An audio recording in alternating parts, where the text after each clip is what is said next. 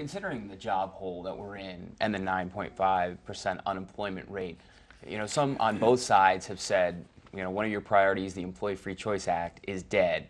But, I've also seen recently that Senator Harkin has said, why not bring it back during a lame duck session? I'm just curious to get your thoughts on that. Do you believe the Employee Free Choice Act is dead in this type of economic environment? And would you support bringing it back in a potential lame duck session to try to get that passed? Well, just for the listeners out there, let me tell you why the Employee Free Choice Act is important. Our economy is 70 to 72% driven by consumer spending.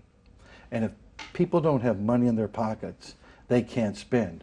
Over the last 20 years or so, wages in this country have been stagnated, and to compensate for that, workers went through a bunch of strategies. They worked overtime, they sent second people into the workforce, they got a second job.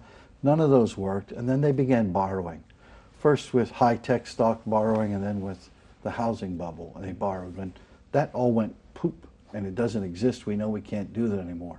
So if you're going to have an economy that really grows, you have to have aggregate consumer demand. The only way to do that is to have people that have money in their pocket.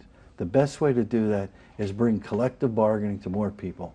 That's what happened between 1946 and 73 when the middle class was born. 37.5% of the country had collective bargaining. We were able to bargain for a bigger share of the wealth that we produce at those corporations. So that these giant record profits we're seeing corporations have right now aren't being shared with workers. If we have more collective bargaining, they will be shared. That's why the Employee Free Choice Act is so important. It's part of the solution to creating an economy that really does work for everybody. That's the case for it, though, but is it politically palatable? To answer your question, I think you'll see the Employee Free Choice Act come up again. I think you'll see it probably before the end of the year. Really? Yeah. In a potential lame duck, or not before the November elections? Probably. It could be either one. Do you have any specific guarantees from certain members of Congress that that's No, the case? Or no okay. guarantees. No. So why do you think, it's such a controversial proposal, as you know, in such a tough economic environment, with the November elections right around the corner, how could you really say that you're confident that it would come back to the floor? I think it'll be back to the floor because we're working on strategies to get that done. Let me ask you a question. I think this is only for why do you think it's controversial?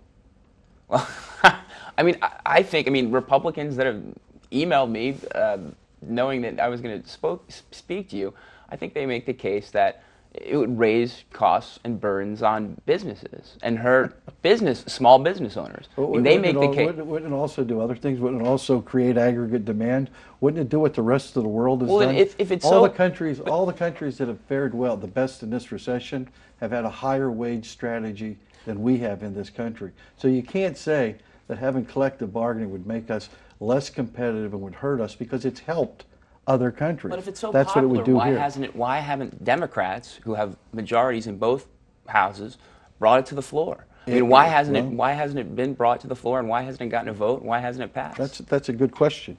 You have the president supports it, the vice president supports it, a vast majority of the House support it, a vast majority of the Senate report it, and like 100 and some other bills in this country, 40 Republicans said we're saying no to everything, and so they've stopped it.